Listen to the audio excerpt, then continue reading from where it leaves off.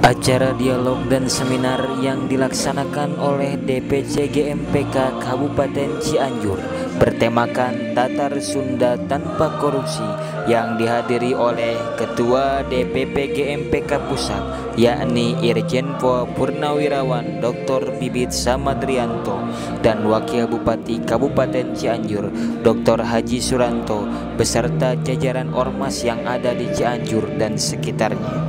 Acara ini juga sekaligus untuk mengukuhkan kepengurusan DPC GMPK Kabupaten Cianjur.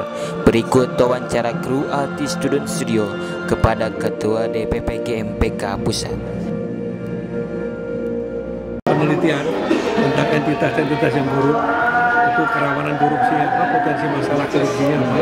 Kemudian kita akan adakan pencarian solusi terbaik di setiap tempat, nggak sama ya.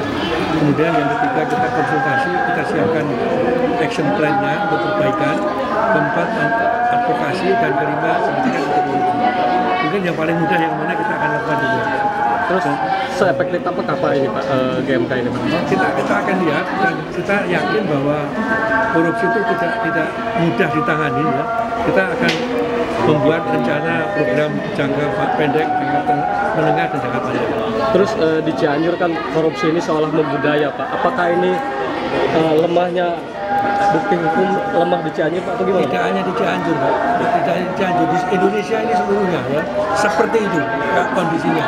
Karena menganggap tadi korupsi itu kebiasaan, korupsi mismanagement, padahal korupsi adalah kejahatan. Makanya kita harus sadarkan masyarakat bahwa korupsi adalah kejahatan. Sehingga perlu waktu ini. Ya. Kemudian yang kedua, aparatnya sendiri juga masih bermasalah. Ya. Ke dalamnya sendiri bermasalah.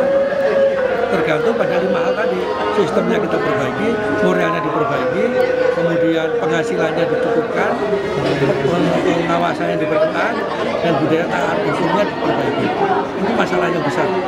Terus ini kan saat ini alih fungsi lahan di Cianjur tengah santer nih Pak. Saat ini tengah ditangani oleh Barreskrim.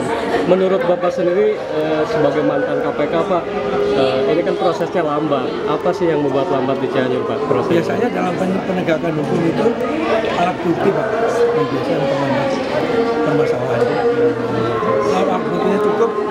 Kalau alat buktinya cukup, kemudian lambat, mungkin ada permainan gitu. Terus BMK sendiri apakah bisa membantu Pak untuk mengungkap kasus-kasus korupsi di Cianjur ini Pak? Ya tentunya masyarakat harus punya alat buktinya yang kuat untuk bisa kita persoalkan. Ya. Tadi saya katakan bahwa kita bukan penindakan arah penindakan, tapi pencegahan dan penangkalan.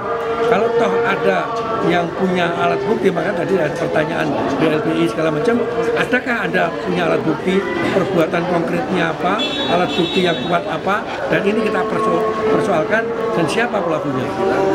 Itu yang sulit dalam penyidikan itu. Terus pandangan Bapak sendiri, apakah Cianjur ini sebagai sarang koruptor atau masuk kategori rawan korupsi Pak? Saya kira Indonesia ini penuh dengan korupsi ya. Iya. Ibaratnya dulu saya katakan kita mengambil ikan di Danau Semayang. Saya pernah ke Danau Semayang, Kalimantan Timur, itu penuh dengan ikan. Tangan kita nyelup ke air itu dapat ikan. Dan koruptor itu seperti itu di Indonesia. Nah sekarang tergantung kelihayan si penyidik mencari alat bukti untuk menangkap koruptor yang dalam penyidikan. Jadi tidak ada habisnya. Oleh karena itu pencegahan harus dilakukan supaya tidak terulang. Dari Cianjur, Alti Student Studio melaporkan.